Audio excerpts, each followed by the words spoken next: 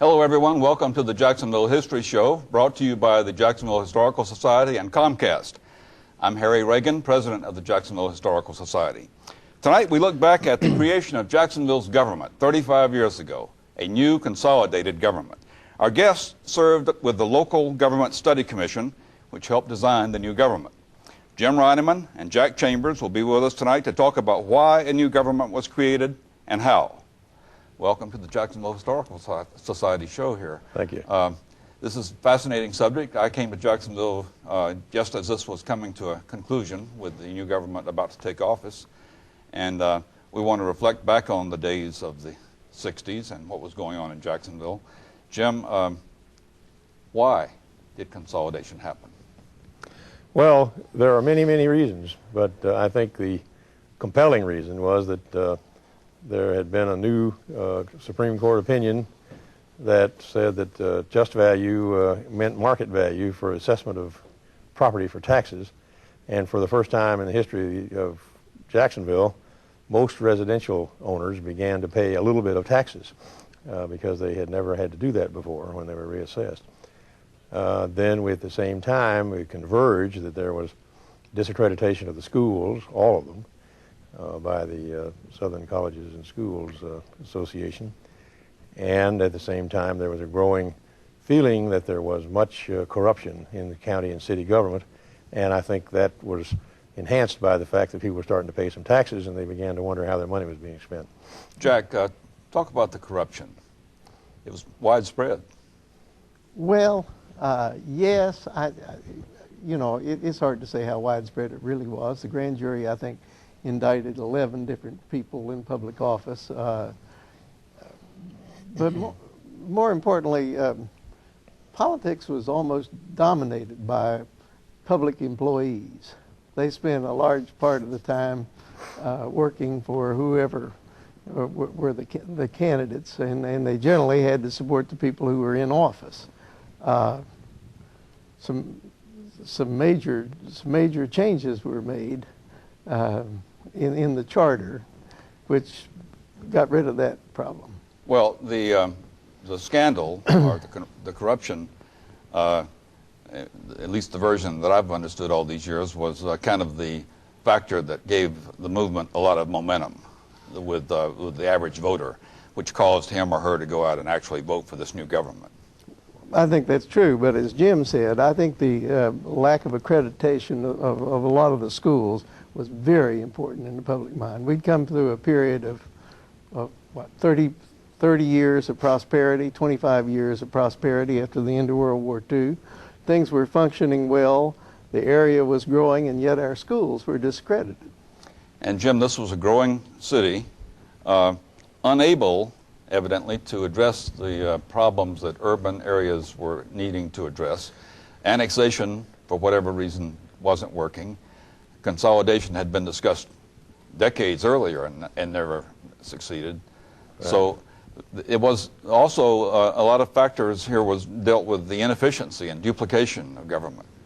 There had been a big effort in 1935 when the constitutional amendment was done, which was the basis of our consolidation in 1965, and it had gone to the ballot and failed. And that's true of most consolidation movements. I think there's a tally of about 200 cities that have tried to do consolidation. Only about 50 of them have been able to do it. But it's true that we had, for example, the city of Jacksonville was only 37 square miles out of the 844 square miles of Duval County, right down in the center. And they functioned as a municipality. The county government tried to function as a municipality, but they were very unsuccessful. So we had a poor road network. We had lots of subdivisions going in after World War II where there was no curb and gutter, no sidewalks. The water and sewer systems were extremely fragile and short-lived, and ended up pouring the raw sewage into the river. We had 176 raw sewage outfalls going into the river at the time of consolidation. And so there were lots of big problems. And we want to take a look at the Yates Manifesto, as it's referred to. Tell us, Jack, the story of how this happened. A fairly dramatic meeting as we look back in history. Well, I wasn't there personally. There was an older group that, by and large, that did this. Well, but- both of you would have been quite young at the time. We can stipulate to that. Because this was Well, 35 years ago. Anyway, a group of business leaders came together, and with Claude Yates as the chairman, and adopted this manifesto, as it was called, to call on the legislature to create a study group to consider what needed to be done. And this was on the back of a napkin at a... Placemat at the Robert Meyer Hotel. Yeah, Right. okay. And so that, what was the next step after the manifesto? The legislature did indeed create this commission, and Jack Daniel had agreed to act as chairman, very wisely hired Lex Hester. And you served as the counsel for the commission. That's correct, yes. And so you went to work designing a new government. Well, let me give Lex Hester a particular tribute here, because I think he deserves it. What he was wise enough to do, he and people like Jim Rinaman, who was on the commission, were to involve, 300 or 400 people, Jim?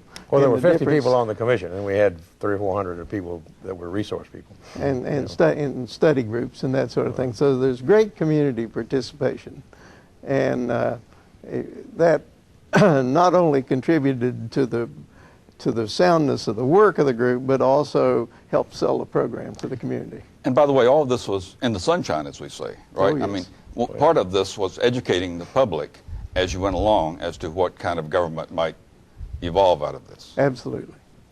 Keep in mind that this was as Dick Martin's book says, a quiet revolution. The legislative delegation, when they created the study commission, one of the things they did was they didn't allow any public officials, appointed or elected, to be on the commission. It had to be people who were not in public office. And it truly was, the whole consolidation movement was truly just a fight against the incumbents of the city and county government. I don't think anybody in the city and county government supported it, except that just before the election, there was a reform movement where Hans Tansler and a number of other very leading people like Ted Grissett and John Lanahan and Homer Humphreys came into government. At the end of the process, the local government study commission produced a document called the Blueprint for Improvement. Correct. And then the consolidated government went on the ballot in 1967 to be approved by the voters, right? That's correct. And it was overwhelmingly approved, right? About 2 to 1. 65 or 70%, something like that. Yeah. What, along the way, purists may have been upset at some compromises that took place. In retrospect, Jim, what kind of compromises would you have preferred not be made? Well, there were 4 or 5 legislative compromises that allegedly helped to get it through the legislature. The Senate delegation all were for this, but it was very much split in the House, and there were 11 House members at the time from Duval County, and it passed over there 6 to 5, and so there was a very close question, and then the idea was that these compromises would help to pass it on the ballot. In retrospect, I don't think it would have made any difference on the ballot because we got such a good vote. It had more support at the grassroots level with the voters than it did with the politicians in Tallahassee. But the compromises mainly were to allow the Beaches and Baldwin to opt out, which they did, and which hasn't really made a lot of difference. In effect, they voted for consolidation, but voted to retain their own. Their governments. We were also recommended that all elections be nonpartisan, and that was changed and allowed to continue as a party. And when many years later, in '85, we switched to unitary elections, which has worked pretty well. They also recommended that the tax assessor and the supervisor of elections and the property appraiser and the tax collector, as well as the sheriff, be appointed by the mayor and is confirmed by the council, but they were kept as constitutional officers and elected. And there have been some fights between early on there was a fight with the clerk of the court, and more recently there was a big fight with the tax assessor between John Delaney and Mr. Mastriani, which have created a little problem there, but it hasn't been a serious problem. I've always worried that if the sheriff and the mayor didn't get along, that we might be in a serious fix, but we've never had that problem. So it was approved by the voters in 1967, and the new government took office October 1st, 1968. We're going to take a look at a sign that's kind of interesting historically. The city limits sign moved out to what had been the county limits. Right. And we have a photo showing the first mayor of Jacksonville, along with Lee Meredith. I'm not exactly sure why she's in the picture, but she probably adds to the picture. Anyway, celebrating the new expanded city limits of Jacksonville. And for people who weren't here, I guess, which includes most of the population of 2003, what would we say to them? And they're not familiar with this history, but they're living in a city that has a consolidated government. Jack, what does this mean to them? Well, I said to someone recently, Jacksonville's had two major events. One was the fire, which was a bad event, and historical events. And second one was the consolidation, which is an affirmative event. I think what it's done is give us a much more modern government. It's avoided the great problems of a core city that is surrounded by suburbs, and the suburbs are rich and the core city's broke, which affects, what, 2/3 of the cities in the United States. And probably one of the most important things that came out of it was just because of the new charter, there was a great reform wave of strong people coming out and running for public office, which had not been the case in the past. And that wave has tended to recede as time has gone on, but the level of people in government in Jacksonville, the quality of them, the thoughtfulness of them has increased dramatically. And we have a photo of that first city council that took office October 1st, 1968. 19-member city council, Right. which shocked and still does shock some people, the size of it. 5 at-large members and 14 from districts. And there was some compromises that took place in designing that council, right? Yes, within the commission, and Jim probably participated in the discussions. I was there. We had a great disagreement about how many people to elect at large, and how many people to elect by districts. And I think the first ratio was like 9 and 10, and we switched that. And in a way, Jim, Jacksonville had tried both. Historically, there had been at-large and districts, and so they ended up with a consolidated government that included some of each.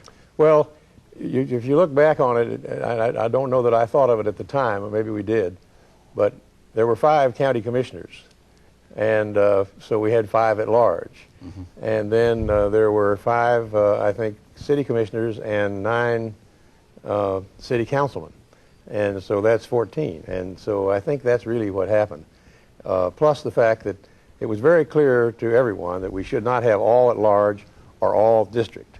One of the problems we'd had in the county was county commission courtesy, where county commissioners would not vote on controversial things in their district. They just agreed to have the other 4 vote for them. And that was a bad thing, and we managed to avoid that. So as we will see when we take a look at a headline in the paper at the time, Jacksonville became, close to anyway, the biggest city in the world. And there was some PR capital to be had there, and there's the headline.